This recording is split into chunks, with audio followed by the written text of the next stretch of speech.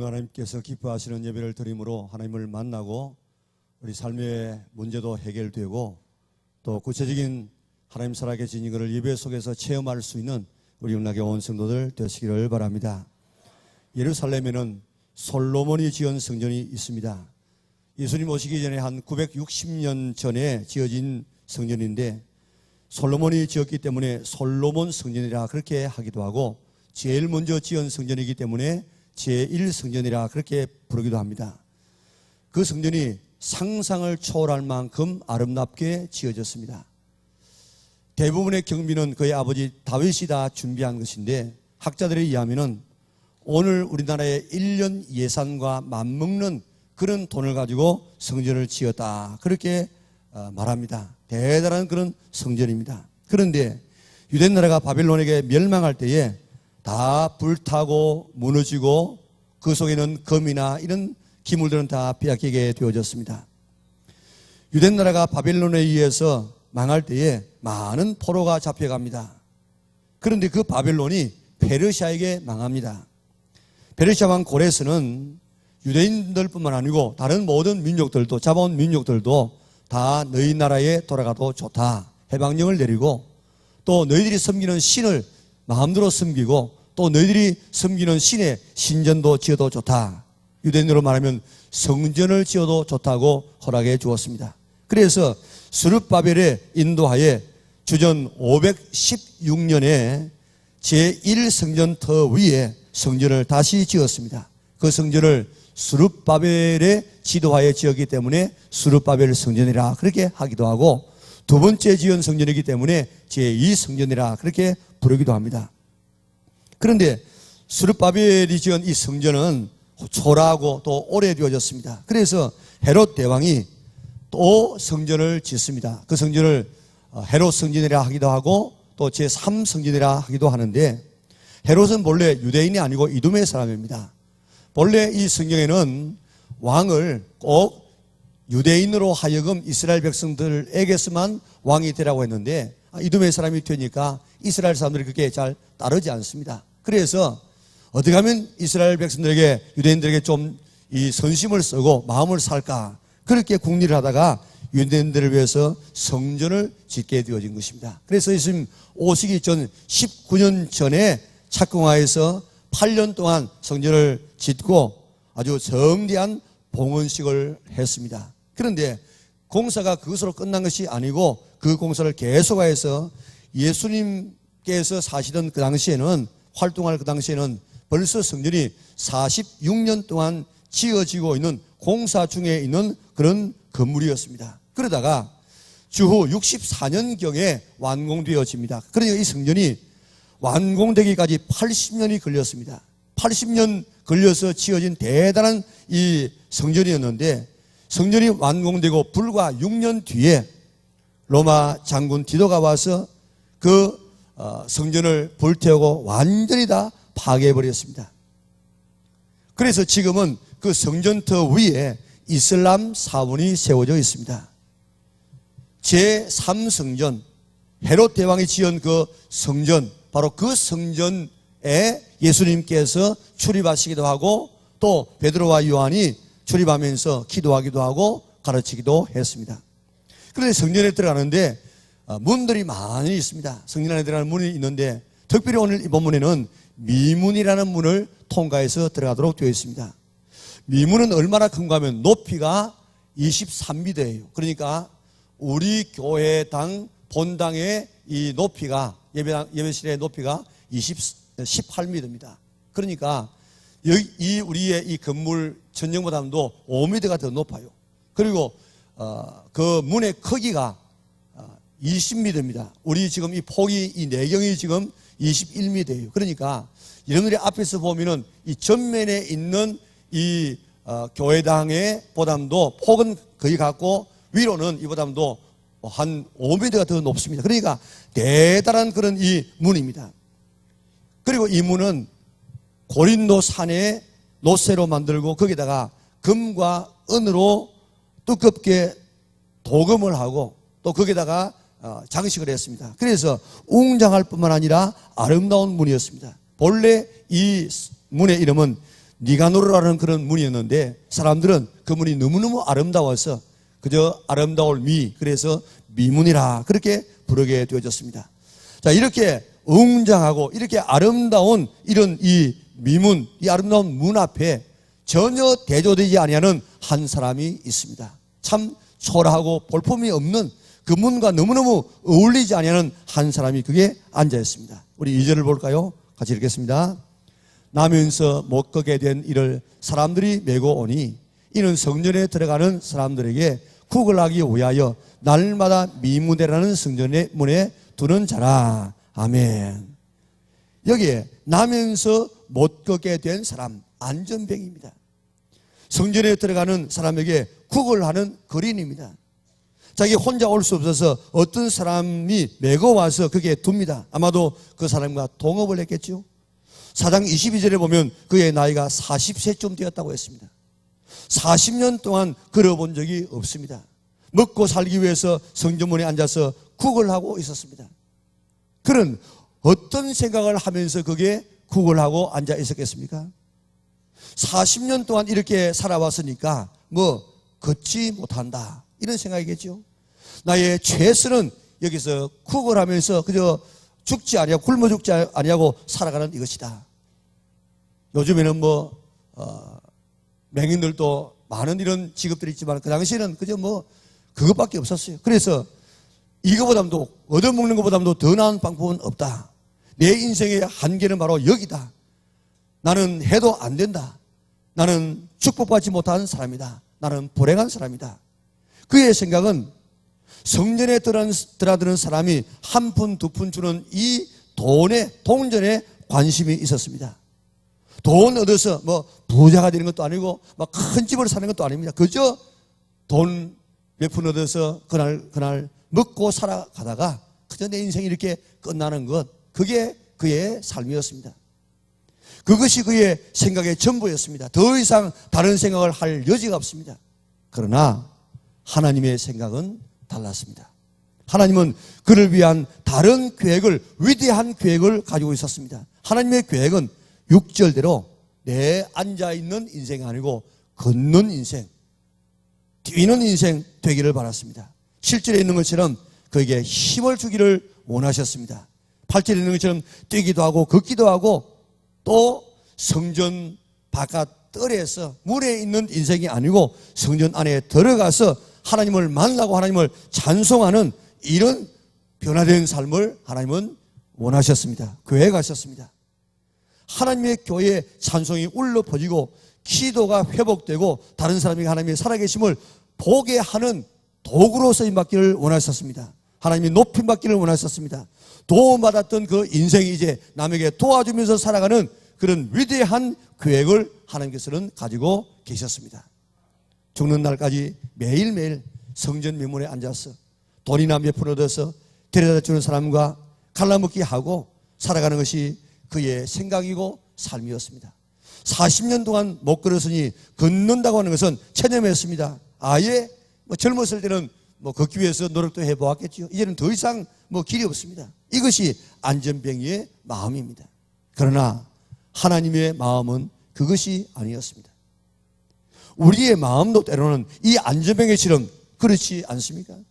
절망하고 체념하고 있지는 않습니까? 나는 해도 안 된다. 더 할 길이 없다. 그저 살다가 죽는 것이 나의 삶이다. 이렇게 절망하는 사람이 참 많이 있다고요. 내 나이가 이쯤 되었으니까 이 나이에 뭘 하겠나? 그저 그렇게 살다가 그저 내 인생 끝나면 되는 것이지. 내 가정과 부모의 백그라운드가 없기 때문에 신분 상승은 기대할 수 없고 그저 이만큼 살아가는 것도 잘 살아가는 것이다. 내 머리와 IQ는 2자리니까 내 능력은 이것뿐이니까 이 정도만 해도 나는 만족한다. 송충이는 솔잎을 먹어야 되지 다른 거 먹으면 안 된다. 오르지 못할 나무는 쳐다보지도 말라고 했지. 내게 주어진 질병은 하나님도 못 고칠 거야. 평생 이거 내가 달고 살다가 그 죽음으로 끝나겠지. 신앙생활 그저 그럭저럭 하다가 천국이나 가야지. 이것이 내 한계야. 이것이 나의 최선이야 하고 체념하고 절망하고 있는 그런 성도들은 없습니까? 그런데 오늘 하나님은 그렇지 않습니다. 이것이 우리의 끝이 아니라 이 말입니다. 우리의 끝은 아직 오지 않았다 이 말입니다. 우리의 최상은 아직 오지 않았다는 것입니다. 하나님께서 역사하시면 우리의 인생이 바뀌어질 수 있습니다. 하나님의 생각하고 내 생각은 다릅니다. 하나님은 나를 향한 놀라운 계획을 가지고 있습니다. 하나님은 나를 향한 기대를 가지고 있습니다. 아브라함과 사라는 우리는 늙었으니까 엘리에셀이라는 종, 그를 우리의 상속자로 삼아서 가문을 잇게 하지. 그러나 하나님의 생각은 그렇지 않았습니다. 아브라함의 몸에서 날 아들을 통해서 메시아를 주시고 온 세상을 구원할 놀라운 계획을 가지고 계셨습니다. 모세는 80세에 늙은애가 되어서 이제 장인의 양이나 치다가 그저 살다가 죽는 것, 그것이 그의 삶이었습니다. 그러나 하나님은 달랐습니다. 하나님의 생각은 그것이 아니었습니다. 모세를 통해서 이스라엘 백성을 애굽에서 인도하여 가나안에 심어서 인류를 구원할 모델로 삼기를 원하셨습니다.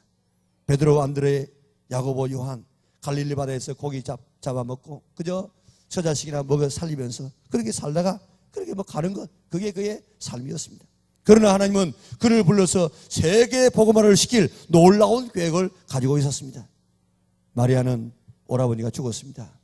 그때 믿으면 하나님의 영광을 보리라. 네가 믿게 되어지면 너의 오라버니가 살아나게 될 것이다. 예, 그렇지요. 내 오라버지가 살기는 하겠지만은 예수님께서 재림하실 때에 그때 살아나겠지요. 아니라고. 하나님은 예수님은 나사로의 죽음을 통해서 크고 놀라운 계획을 가지고 있었습니다. 그의 죽음을 통해서, 그의 부활을 통해서 그 지역 전체가 예수님을 믿도록 만들었고, 내가 하나님이라는 사실을 만방에 설교하기를 원하셨습니다. 나를 향한 나의 생각과 하나님의 생각이 다릅니다. 우리가 생각해 보세요. 자식이 자식을 향한 생각하고 오늘 부모가 자식을 향한 생각하고는 다를 때가 있다고요. 특별히 하나님과 우리 생각은 너무너무 다릅니다. 우리는 보통 사람들이 아닙니다. 하나님께서 우리를 위해서 아들을 죽이면서까지라도 십자가에 내어 놓으면서라도 우리를 살리신 그런 가장 귀하고 대단한 그런 존재들이기 때문에 우리를 바라보는 것하고 하나님이 나를 바라보는 것하고는 전혀 다르다고요. 우리 교회에 한 집사님이 계셨는데 그 집사님에게 한 20살 먹는 그런 딸이 있었습니다. 지능이 상당히 모자랐어요. 겨우 말할 정도입니다. 공부나 무엇을 한다는 것은 불가능한 그런 처녀였습니다. 그런데 이 어머님은 이북에서 와서 돈이 좀 있었기 때문에 그 애를 피아노를 전공시켜서 위대한 피아니스트를 만들고 싶었습니다. 그래가지고 이제 학원에 보내기도 합니다. 딸은 자기가 지금 눈이도 몰라요. 전혀 이렇게 할 능력이 없습니다. 그런데 부모는 그를 향한 놀라운 계획을 가지고 있더라고요. 자녀를 향한 부모의 계획은 내가 세워도 안 될 때가 있습니다. 왜냐하면 자녀의 능력이 안 되면 아무리 내가 그런 계획을 세워도 안 되고 또 자녀에게 능력이 없다고 할지라도 내가 전능하면은 그런 자녀를 만들 수가 있는데도 불구하고 우리에게는 능력이 없기 때문에 부모는 그런 계획을 가져도 자녀가 안 될 때가 있어요. 그러나 하나님 우리 아버지는 전능하신 하나님이기 때문에 우리를 향한 계획을 그대로 이루어 나갈 수가 있습니다. 하나님은 우리를 향한 놀라운 계획을 가지고 있습니다. 우리를 향한 놀라운 계획을 가지고 있다는 사실을 믿으시기를 바랍니다. 하나님의 생각은 우리의 생각하고 다르다고 했습니다. 이사야에서 55장 8절과 9절을 한번 볼까요? 같이 읽습니다. 이는 내 생각이 너희의 생각과 다르며 내 길은 너희의 길과 다름이니라. 여호와의 말씀이니라. 이는 하늘이 땅보다 높음같이 내 길은 너희의 길보다 높으며 내 생각은 너희의 생각보다 높음이니라. 아멘. 나를 향한 하나님의 이 놀라운 계획과 생각이 있음을 믿고 그 생각을 받아들이고 그 놀라운 계획을 발견할 수 있는 성도들 되시기를 바랍니다. 우리는 성전 미문의 안전뱅이처럼 앉아 있기를 원합니다. 그러나 하나님은 우리가 일어나기를 원합니다. 모든 면에서 일어나기를 원합니다. 모든 삶이 회복되기를 원합니다. 우리의 신앙도 일어나고 열심도 일어나고 또 우리가 걸을 뿐만 아니고 뛰어가기를 원하는 것이 하나님의 뜻입니다. 이 안전뱅이는 40년 동안 앉아 있었으니까 일어서고 걷고 뛸 생각조차 하지를 않았습니다. 움직이지를 아예 않습니다. 그러나 하나님의 뜻은 일어서서 걷고 그럴 뿐만 아니라 뛰는 것이 하나님의 뜻이었습니다. 이제 우리의 신앙과 삶에 이런 일어섬이 있으시기를 바랍니다. 그러시기 바랍니다. 뛰기 바랍니다. 교회가 뭐라고 해도 꼼짝도 안 하는 사람이 있습니다. 나는 못해. 나는 아무것도 할 수 없어. 그래가지고 나는 못 일어난다. 나는 못 뛴다. 나는 못한다. 아예 체험하고 살아가는 분이 얼마나 많이 있는지 모릅니다. 기도하자. 그래서 나는 기도 못해. 새벽 기도합시다. 나는 절대로 아침잠이 많아가지고 새벽 기도 못해. 아예 일어날 생각을 안 해요. 전도합시다. 평생 한 번도 전도 못했는데 어떻게 전도하겠습니까? 아예 생각조차 하지 않습니다. 목장 예배 한번 드리십시다. 그거 뭐 때문에 드립니까? 움직이려고 하지 아니하는 이런 신앙의 사람들이 얼마나 많이 있는지 모릅니다. 아예 체험했습니다. 이번 가을에 일어설 수 있기를 바랍니다. 걸을 수 있기를 바랍니다. 뛸 수 있기를 바랍니다. 한번 움직여 볼 수 있기를 바랍니다. 그것이 하나님의 뜻이고 계획입니다. 이 안전병에는 힘이 없었습니다. 그래서 힘을 써봐도 안 되었습니다. 그래서 아예 힘을 쓸 생각도 하지를 않았습니다. 그런데 하나님은 그에게 발과 발목에 힘을 주었습니다. 발과 발목이 힘을 얻으니까 지금까지는 남의 등에 업혀서 남의 힘으로 성전 민문까지 왔지만은 이제는 자기 힘으로 오고 갈 수가 있게 되어졌습니다. 더 이상 거짓 노릇하지 않아도 얻어먹지 않아도 이제는 발과 발목에 힘이 있으니까 이제 일해서 살 수 있게 되어졌습니다. 남이 데려다 주어야 태워다 주어야 성전에 오고 가는 이런 신앙 되지 않을 수가 있었습니다. 오늘도 지금 이 안전병과 같은 신앙, 남이 데려다 주면 오고 가자고 전화하면 오고 태워다 주면 오고 그렇게 신앙생활 하는 분들이 있는데 이제는 발과 발목에 힘을 얻으시기를 바랍니다. 데려다 주어야 다니는 신앙이 되지 말고 스스로 신앙생활 할 수 있는 우리 발과 발목에 힘을 얻는 우리 연락의 온 성도들 될 수 있기를 바랍니다. 안전병이는 성전 미문에 앉아서 구걸을 했습니다. 성전에 들어갈 생각조차 하지를 않았습니다. 성전 안에는 뭐가 되어지고 있는지, 지금 무슨 일을 하는지, 얼마나 모였는지 관심도 없습니다. 오직 성전에서 출입하고 있는 사람들이 던져주는 동전 한 푼에만 관심을 가지고 있었습니다. 그러나 하나님은 성전 안에 들어가기를 원하셨습니다. 안전병이는 힘을 얻어서 걷기도 하고 뛰기도 하면서 성전에 들어갈 수가 있었습니다. 오늘도 성전 안에 지금 우리는 앉아서 예배를 드리고 있습니다. 그런데 성전 바깥에 있는 사람들이 있다고요. 성전 안에서 있기는 하지만은 실제로 우리의 관심과 마음은 바깥에 있어요. 성전 안에 있으면서라도 마음은 집에 있는 사람도 있고요. 사업장에 있는 사람도 있고 취미생활하는 취미에 두는 사람도 있고 이 예배 들으면 또 내가 어디 가서 뭘 어떻게 할까 이렇게 지금 관심을 가지는 사람이 있습니다. 그러면서 성전에 드나드는 사람이 있습니다. 그리고 성전에 드나드는 사람이 부스러기를 주워 먹는 사람이 있습니다. 성전 안으로 들어오는 것이 하나님의 뜻입니다.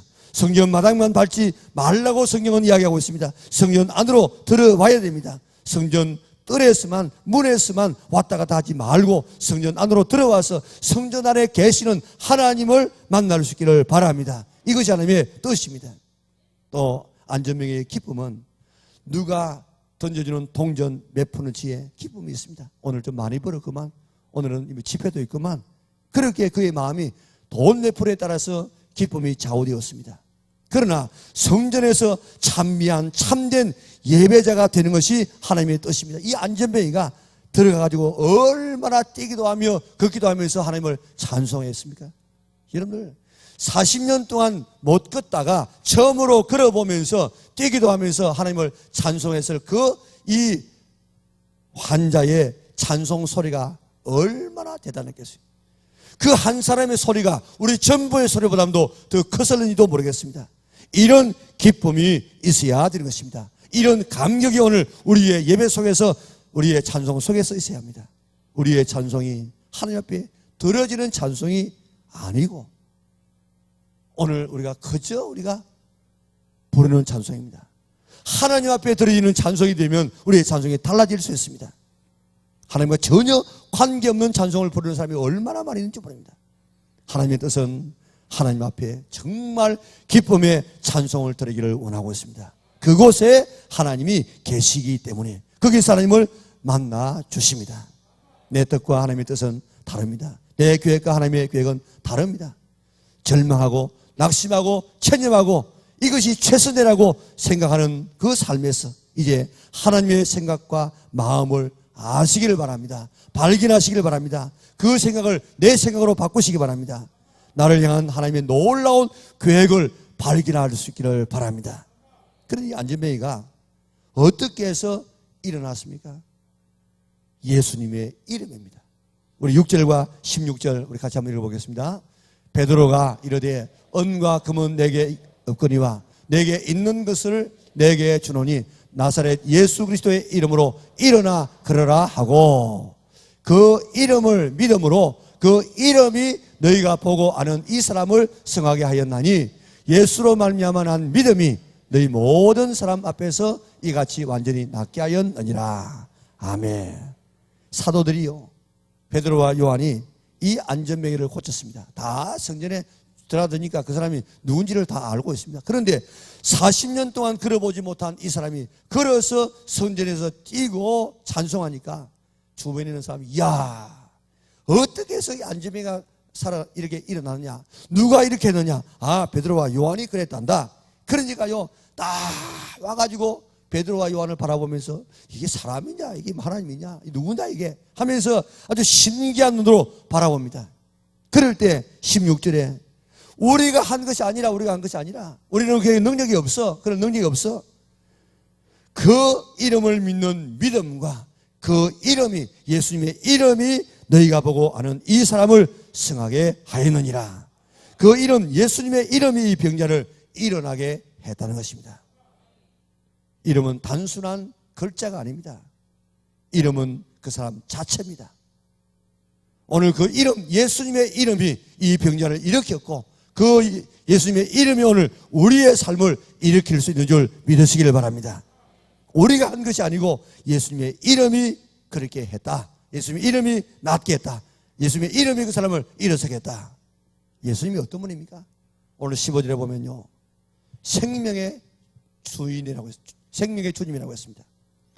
생명의 근원이고 생명의 출발점이고 그 안에 생명이 있고 생명을 관리하는 분입니다. 예수님께서 세상을 떠나실 때 뭐라고 하시면서 떠났습니까? 하늘과 땅의 모든 권세를 아버지께서 내게 주었으니 그러면 너희는 가서 모든 족속으로 쭉 하면서 이렇게 말씀하지 않습니까?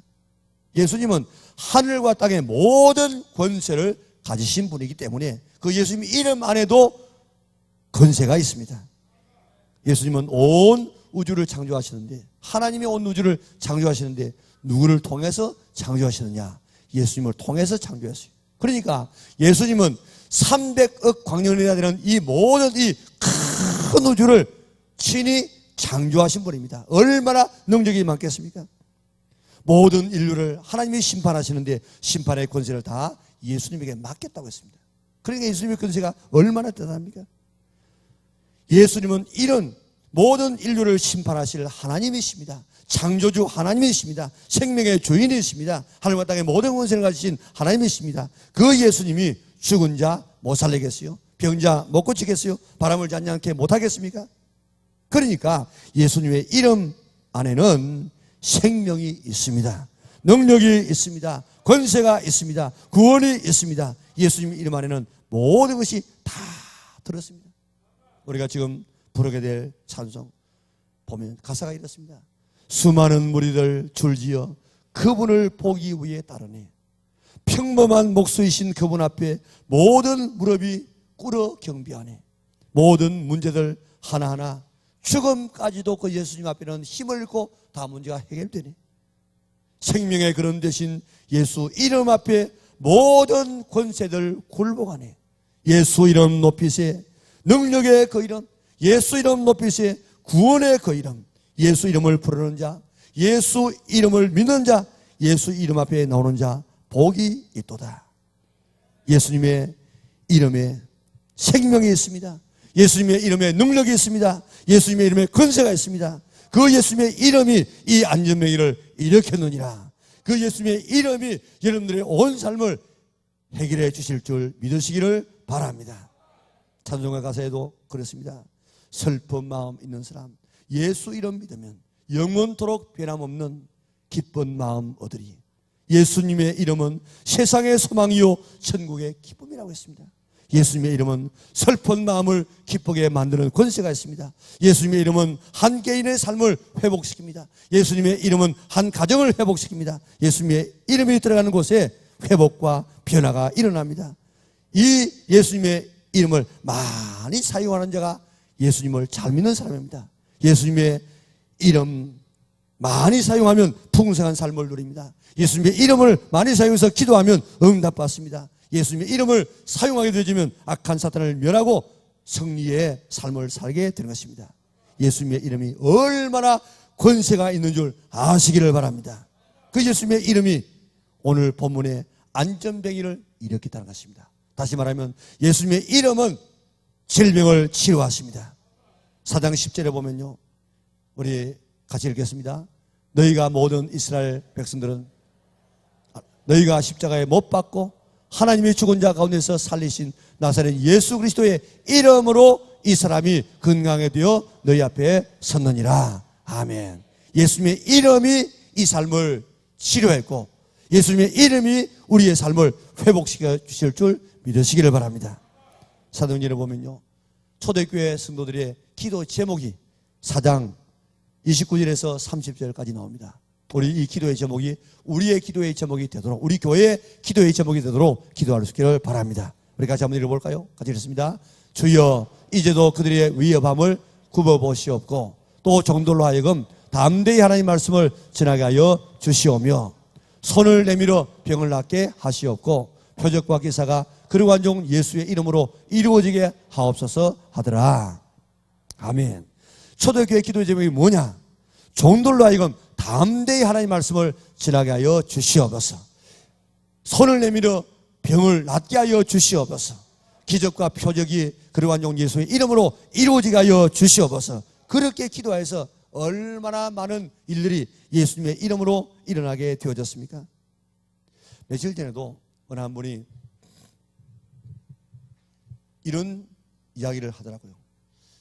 우리 집사님 한 분이 피부병이 나가지고 막 불불 해가지고 그저만 이렇게 피부가 이렇게 상한 것이 아니고 막 이렇게 한꺼풀 올라왔어요. 막 불불 해가지고 잠도 오지 않고 그저 치료해도 안 되고 그래서 굉장히 괴로움을 당하면서 이렇게 얼마 동안 보냈는데 그래서 이제 잠도 제대로 자지는 못하는데 하룻밤에는 그저 너무 피곤해서 잠시 잠을 잤는데 꿈을 꾸었어요. 그런데 제가 와서 손을 얹고 기도를 해주더랍니다. 아마 평소에 하는 것처럼 나사렛 예수 이름으로 명원이 모든 피부병이 나아질지 막 그렇게 기도했겠죠. 그런데 그 잠에서 깨어나고 보니까 조금 전에 피부가 막 부어올라가지고 불룩불룩 했는데 피부가 깨끗하게 나았더랍니다. 그러면서 참 이렇게 하나님께서 내 질병을 이렇게 치료해 주신다고 그렇게 감사를 하더라고요. 제가 지금 교인들의 신방 다 못하기 때문에 그런 기도를 합니다. 하나님 꿈속에서라도 우리 성도들을 신방하게 하여 주시옵소서. 그렇게 기도하는데 많은 분들이 그렇게 기도받기도 하고 또한 나아서 그렇게 간절한 분들이 굉장히 많아요. 그런데 꿈속에서라도 나사렛 예수의 이름으로 명하노니 이 질병은 떠나갈지어다. 그렇게 기도하는 꿈속의 기도도 그런 능력이 나타나는데 우리가 정말 평상시에 예수님의 이름을 믿고 내가 내 자신을 향해서 다른 사람을 향해서 그렇게 명령하게 될 때 얼마나 능력이 나타나겠습니까? 예수님의 이름 앞에 이런 질병이 치료되는 줄 믿고 사용하시기 바랍니다. 아파서 그대로 내 팔자라고 그렇게 받아들이지 말고 그렇게 명령해서 이 질병에서 치료받는 성도들 되시기를 바랍니다. 예수님의 이름 앞에 귀신들도 떠나간다고요. 누가복음 10장 17절에 보면요, 우리 같이 읽겠습니다. 70인이 기뻐하며 돌아와 이르되 주여 주의 이름이면 귀신들도 우리에게 항복하더이다. 70인이 기도하고 돌아와서 어쩔 줄을 모릅니다. 주님 우리가 나가니까 예수님 이름 앞에 귀신들도 벌벌 떨고 항복합니다. 이름들 예수님의 이름 앞에는 어느 것도 어느 권세도 그 앞에 굴복하지 않지만은 예수님의 이름 앞에는 굴복하게 됩니다. 마가복음 16장 17절 18절에 얼마나 대단한 약속을 하셨습니까? 같이 읽을까요? 믿는 자들에게는 이런 표적이 따르리니 곧 그들이 내 이름으로 귀신을 쫓아내며 새 방언을 말하며 뱀을 집어올리며 무슨 독을 마실지라도 해를 받지 아니하며 병든 자에게 손을 얹은 적 나으리라 하시더라. 아멘. 예수님의 이름으로 귀신을 쫓아내며 그랬습니다. 예수님의 이름은 이런 귀신을 쫓아내는 능력이 있습니다. 그 귀신이 나가니까 병도 나가고 시험도 회복되어지고 유혹도 떠나가고 각가지의 문제가 해결되게 되는 것입니다. 사도행전 16장 18절을 보면요, 그게 같이 읽습니다. 이같이 여러 날을 하는지라 바울이 심히 괴로워 돌이켜 그 귀신에게 이르되 예수 그리스도의 이름으로 내가 내게 명하노니 그에게서 나오라 하니 귀신이 즉시 나오니라. 아멘. 저 빌립보성에 들어가니까 다른 사람은 다 바울을 몰라보는데 귀신 들린 이 점쟁이가 알아봐. 그래가지고 그 귀신 들려오니까 점을 잘 쳐가지고 그 주인을 아주 돈을 많이 벌어줬는데 하도 와가지고 귀찮게 하니까 나사렛 예수 이름으로 명하노니 나가라고 하니까 나갔습니다. 예수님의 이름으로 귀신이 나갈 수 있음을 믿으시기를 바랍니다. 그래서 내 속에 들락거리고 나에게 우울증을 주고 나에게 갖가지의 질병을 주고 나를 시험하는 이 모든 것을 내가 나를 향해서 지금도 명령하시기 바랍니다. 귀신은 예수님 이름 앞에 떠나가게 될 것입니다. 다음은요, 요한복음 14장 13절 15장 16절 16장 24절 같이 한번 읽어보겠습니다. 같이 읽습니다. 너희가 내 이름으로 무엇을 구하든지 내가 행하리니 이는 아버지로 하여금 아들로 말미암아 영광을 받으시게 하려 함이라. 너희가 나를 택한 것이 아니요 내가 너희를 택하여 세웠나니 이는 너희로 가서 열매를 맺게 하고 또 너희 열매가 항상 있게 하여 내 이름으로 아버지께 무엇을 구하든지 다 받게 하려 함이라. 지금까지는 너희가 내 이름으로 아무것도 구하지 아니하였으나 구하라 그리하면 받으리니 너희 기쁨이 충만하리라. 아멘. 어떻게 하면 어떻게 한다고요? 내 이름으로 기도하면 이루어 주겠다. 예수님의 이름으로 기도하면 들어줌하고 약속해 주셨습니다. 예수님의 이름을 부르기만 해도 구원받는다고 이야기했습니다. 로마서 10장 13절입니다. 누구든지 주의 이름을 부르는 자는 구원을 받으리라. 아멘. 예수님의 이름의 근세를 믿는 마음으로 의지하는 믿음을 가지고 부르기만 해도 구원받는데 한편 강도가 그렇게 해서 구원받지 않았습니까? 사도행전 10장 43절을 보면요, 같이 읽습니다. 그에 대하여 모든 선지자도 증언하되 그를 믿는 사람들이 다 그의 이름을 힘입어 뭐요? 죄 사함을 받는다 하였느니라. 예수님의 이름으로 무엇하여? 죄 사함 받을 수 있습니다. 예수님의 이름으로 세례받아서 하나님의 자녀가 되어집니다. 이처럼 예수님의 이름은 능력이 있습니다. 권세가 있습니다. 생명이 있습니다. 예수님의 이름으로 질병이 치료되어지고 예수님의 이름으로 귀신도 나가고 예수님의 이름으로 기도응답도 받고 예수님의 이름으로 구원도 받고 예수님의 이름으로 죄사함도 받고 예수님의 이름으로 세례받은 사람의 자녀가 되는 줄 믿으시기를 바랍니다. 예수님의 이름에는 이런 권세가 있습니다. 이런 권세가 있음을 믿으시기를 바랍니다. 그 이름을 믿고 부를 때에 모든 삶이 회복되어지는 줄 믿으시기를 바랍니다. 예수님의 이름을 불러서 건강이 회복되어져서 생명이 회복되어지고 질병이 떠나가고 예수님의 이름으로 명령해서 귀신이 나가고 가정이 회복되어지고 물질이 회복되어지고 관계가 회복될 수 있기를 바랍니다. 예수님의 이름으로 기도해서 응답받아서 소원이 다 이루어지고 삶이 풍성해지기를 바랍니다. 예수님의 이름으로 기도해서 구원받고 죄사함 받고 신앙이 회복되어지고 영혼이 잘 될 수 있기를 주님의 이름으로 축원합니다. 내 생각과 하나님의 생각은 다릅니다. 나는 성전 미문에 앉아서 있는 사람처럼 나에게 이것이 최선이다. 이것이 내 운명이다. 내 팔자다. 나는 내 인생 이렇게 살다가 이렇게 끝나는 것이다. 꿈도 소망도 없이 살아가고 있지 않습니까? 그러나 하나님의 생각은 아닙니다.